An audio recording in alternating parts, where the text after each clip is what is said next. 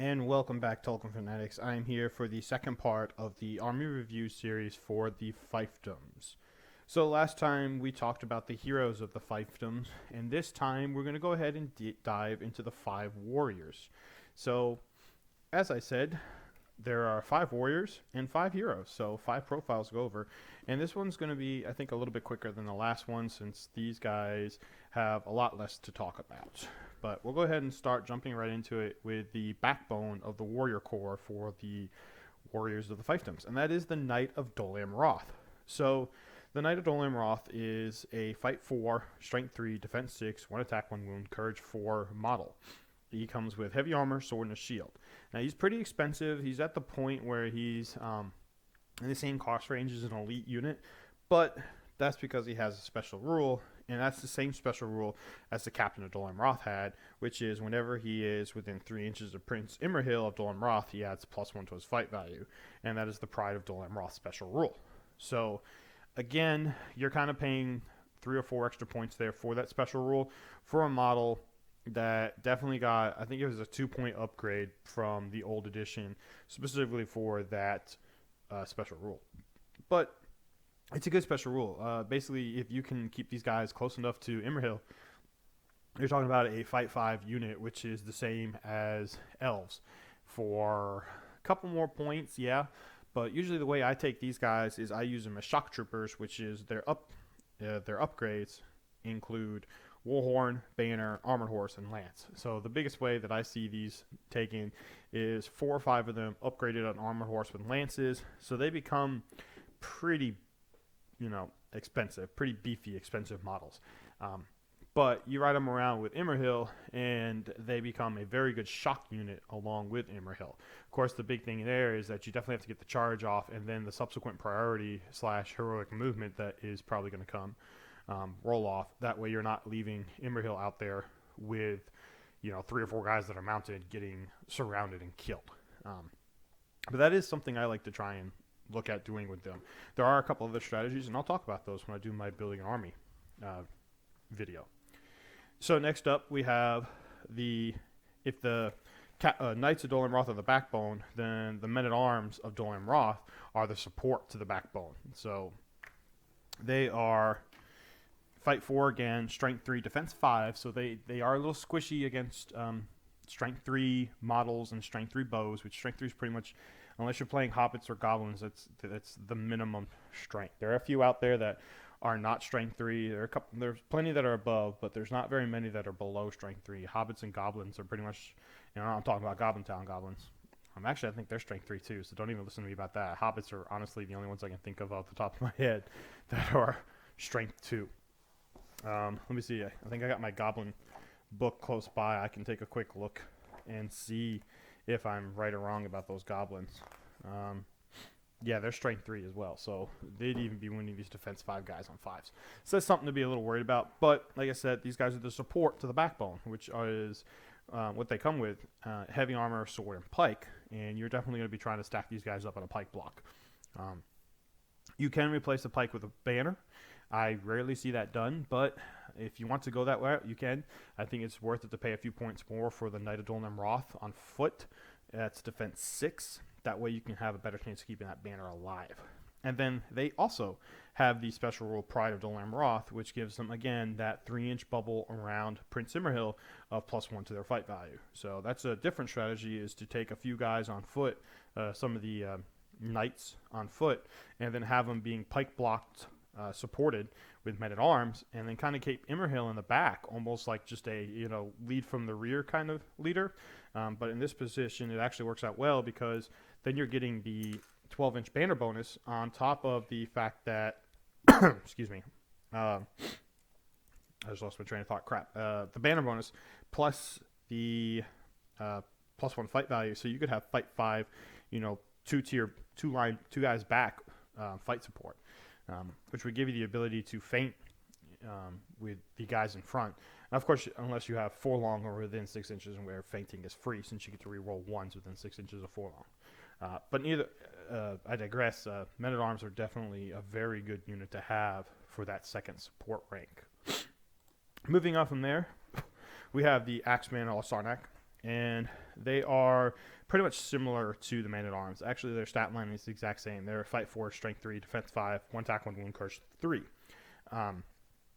Difference for them is they have heavy armor, the Axe of Lasarnak, and a dagger. And the axe counts as either a spear or two-handed axe.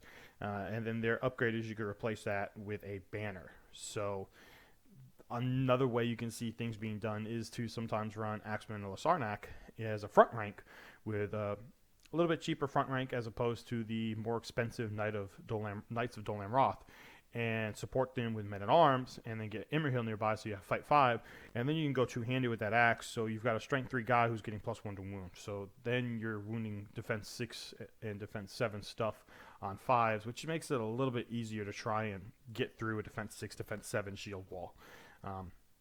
Or even some of the Defense 6 heroes. Defense 7 heroes, too, because Immerhill's Defense 7. So if you had to fight a little bit of kin strife there and fight a fellow Immerhill, you could be wounding him on 5s with these Axemen. Moving right along, we have the Clansmen and Lemedon. And these guys are a little bit cheaper than the Men-at-Arms and the Axemen. And that's kind of reflected. They are Fight 4 still, so you've got basically a Fight 4 army at this point. Strength 3, Defense 4, so that's where they kind of tail off a little bit. But 1 attack, 1 wound, Courage 5. So even though they're a little bit more cheaper, they come up with 2 points in Courage. And if you get them around Angbor, then they're going to be fearless. Plus having Forlong, Warhorn, Courage 6. So they're another unit that you could see in a front line with either Men-at-Arms or Axemen supporting them. And the reason you would probably go with Axemen or Men-at-Arms to support these guys in front, yeah, they're going to be squishy with Defense 4. You're talking about Strength 2 bows when you go on 5s, but they have the armor. They have armor and broadsword for their war gear, and broadsword is a two-handed sword. If a model fighting with it rolls, say 6 in the dual roll, a natural 6, then they do not apply the -1 penalty for going two-handed. So that's actually probably something I would prefer to do over taking Axemen on my front line. Take these Clansmen. Yeah, a little more squishy against bow fire from long range, but if you throw a natural 6 with them, you're not worrying about taking that -1 penalty, and then you're still getting the +1 to wound, and you're still going to get a banner reroll as long as Immerhill's within 12 inches. I mean, you're talking about a 24-inch diameter. It's really hard, as long as you don't misplay Immerhill, to not be getting these banner rerolls. So you got a lot of this synergy going on. I personally think that the Fiefdoms are the most synergetic, we'll go with that, synergetic army in MESBG, and they really play off each other's specialties and stuff like that to really help them out. So the final and last unit is the Blackroot Vale Archer, and it's a very basic, very weak archer. It's actually a scaled down version of a Ranger of Gondor, which is kind of funny because it's the same points, but I'm thinking it's because of their special rules. So Fight 3, so you're at your first Fight 3 model, which is kind of, I'm not too surprised seeing as Dune here is Fight 4. So that's kind of to be expected. Strength 3, Defense 4, 1 attack, 1 wound, Courage 2. Yeah. Again, I think it's because they live in the Blackroot Vale, which is right off the doorsteps of the right off the doorsteps of the path to the Dimwalt Road for the Dead of Nahara. So they've got a lot of ghosty things going on there, and swoo and all that shit. So that's probably why they're Courage 2. They have to live in that for decades. Well, not decades, I'm sorry. Thousands of years. There we go. That's more accurate. But they have the option. They have armor, sword, and bow, and war gear options include a warhorn, banner, and spear. I think there's 2 units that you can take a warhorn with: Blackroot Vale Archer and the Knights of Dornroth. I don't really see the point of taking a warhorn because I really strongly suggest if you're playing Fiefdoms pure, you definitely are taking the big 3, which in my opinion is Forlong, Immerhill, and Angbor at the very least. So you're already going to have a warhorn in your army, and they don't stack, so there's no point in taking 2. They do have a couple special rules. The first one is Mountain Dweller, so that's pretty good. They're going to be moving through that mountainous terrain without issue. Again, that's just because they're living right off, the Blackroot Vale's right there in the mountains. And then their second one is Dead-Eye Shot, and that's when benefiting from a heroic shoot. This model may reroll fail to wound rolls when making shooting attacks. So that's pretty good. And that kind of that harkens back to what I was saying with Dunhir, is you see Dunhir spend his 2 points of might to do 2 heroic shots. That way the Blackroot Vale archers, they're going to be, re-rolling ones because they're not going to be moving, and then they're going to be re-rolling failed wounds because of the fact that they're taking part in the heroic shoot. So pretty darn good. Yeah, that is the 5 warrior profiles for the Fiefdoms faction. Sorry, just drew a blank there. Like I said, this is definitely one of my favorite factions, and I really enjoy playing it. I actually won my first event playing them pretty much pure. I had one guy allied in, but they are really fun, really synergetic, and I really think if you can get everything moving correctly and meshed well, that they are a very hard army to stop. But yeah, guys, please like, share, subscribe, and as always, enjoy your Tolkien Legendarium.